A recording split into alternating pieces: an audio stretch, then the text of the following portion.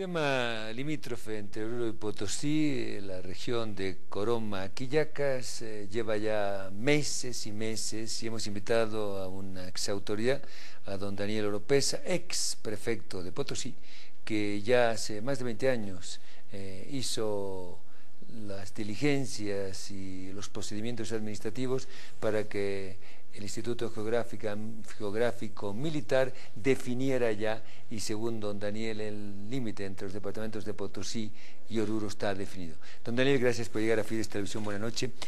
Cuéntanos un poco la definición de ese límite en su gestión prefectural con el aval del Instituto Geográfico Militar. Cómo no. Buenas noches, padre Pérez, un cordial saludo a la opinión pública boliviana y congratulado de compartir otra vez en esta estación televisiva. Evidentemente que siempre ha sido susceptible la relación potosina-orureña, orureña-potosina, aunque sin motivos y sin razones aparentes. Pero yo tengo antecedentes bastante interesantes sobre esta realidad en la que se ha movido la zona en cuestión. Por ejemplo, en tiempos anteriores, hace 20 años atrás más o menos, hemos tenido referencias bastante preocupantes de la región. Y en ese ámbito, en esa preocupación, es que yo invité al Instituto Geográfico Militar de entonces, con la autoridad que correspondía a la prefectura del departamento de Potosí, en base a la documentación técnicamente existente del departamento de Potosí y del departamento de Oruro, evidentemente, nos animamos a hacer un límite, a definir más precisamente el límite interdepartamental. Recordemos que al nacer la República han quedado más o menos definidos los límites y no han tenido mayores repercusiones hasta que unos u otros comunarios han tenido algún celo por una u otra razón. En base a estas circunstancias nos preocupamos y decidimos organizar que sea el Instituto Geográfico Militar quien, en base a documentación existente, defina el límite. Y lo hicimos. Ha quedado establecido entonces, más o menos en 1990-91, un trabajo técnico muy bien fundamentado y técnicamente realizado, repito, por el Instituto Geográfico Militar, donde se definió el límite entre estos dos departamentos. ¿El gobierno era de Jaime Paz Zamora? Sí, estamos hablando del gobierno de Jaime Paz Zamora. Y había un cogobierno con ADN. Exactamente. En virtud a ese cogobierno es que yo como adenista fui acreditado por el general Banzer para ser prefecto del departamento de Potosí. ¿Qué pasa con el Cerro Agua?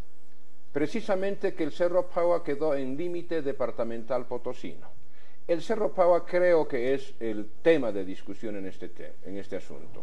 Es un reservorio geológicamente inapreciable en su valor mineralógico, en su cantidad de piedras calizas. Es un yacimiento de piedra caliza, es un yacimiento de una gama de minerales que están presentes, es inclusive portador o portante de minerales geoestratégicos, que creo que ese es el tema en discusión. Y el Cerro Paua, después del límite técnicamente realizado, un relevamiento técnico hecho por el Instituto Geográfico Militar, quedó el Cerro Paua ratificado como dentro del departamento de Potosí. Entonces creo que no había mayor discusión en ese momento. Yo no hice esta demarcación de límites con la intención de prevalecer sobre Oruro y menos todavía de hacer prevalecer la prominencia potosina, sino más bien de definir. Es más, no le dimos importancia de relieve interdepartamental. Dejamos establecido y definitivamente dibujado el mapa del departamento de Potosí en base a documentos existentes desde tiempos de la colonia. Esto es muy importante de decir. En tiempos del Incario, la parte que es occidental de Bolivia, la gobernaban, si vale el término, los incas desde Potosí. Los españoles no llegaron hasta Potosí después de ir preguntando, no. Llegaron porque sabían con preferencia que allí había un reservorio de riqueza. Y se explotaba ya el Cerro Porco en esos tiempos. Y la jurisdicción del partido de Porco abarcaba mucho más allá de lo que es ahora el límite de Potosí. Es decir, entrando casi hasta los límites del Salar de Coipasa, que es el departamento de Oruro. Esa documentación que se transmitía de generación en generación, ese conocimiento que se transmitía generacionalmente en tiempos del Incario, ha sido documentado en tiempos de la colonia. Esa documentación es la que ha quedado como que papel que canta y resulta ser la base de la jurisdicción potosina. Y ahí queda dentro del departamento de Potosí, dentro de la provincia de Quijarro, dentro del cantón Coroma, queda el Cerro Paua y otras comunidades. Don Daniel, pero los orureños, y yo he estado con motivo del ciclismo hablando con personalidades de Oruro, aprovechando los minutos, dicen que ustedes se han avivado y que Potosí no tiene documentación adecuada, que la documentación la tiene Oruro sobre el famosísimo Cerro Paua. Padre Pérez, la documentación que tiene Potosí, que es fidedigna, que data de la época de la colonia, que está refrendada por las autoridades coloniales de la época, que puede certificarse documentadamente por antropólogos, por historiadores, ratifica. En base a esa documentación hemos hecho un trabajo técnico con el Instituto Geográfico Militar y hemos ratificado que esos límites están en el departamento. ¿Y por qué tanta lupa en el Cerro Paua cuando esa región, por los datos que tenemos entre Coroma y Quillacas, es de gran contenido minero? O sea, el tema más claro es que la plata parecía que se agotó al final del siglo XIX y ahora con San Cristóbal la plata está no solo en precios sino en volúmenes de producción pues llegando a niveles insospechados en la historia minera Bolivia y parece que la minería boliviana y no solo en el occidente somos el país andino que estamos entre dos cordilleras, la cordillera real y la cordillera occidental, cosa que la Argentina no tiene, que Chile tampoco tiene y que el Perú tampoco tiene. O sea, la minería de Bolivia tiene 500 y más años de vida y puede tener 500 y más años de vida más. Estoy seguro de eso, padre, porque precisamente es la minería de Bolivia la que resulta ser todavía virgen en el territorio nacional, en el territorio continental, todavía virgen. Geólogos y gente estudiosa en el tema dicen que solo el 10% de la minería boliviana se ha prospectado y solo el 5% se ha explotado. Quiere decir que tenemos el 95% por explotar y el 90% por explorar. Y esto está absolutamente documentado con la tecnología del siglo XXI. Bolivia es un país sumamente rico en minería.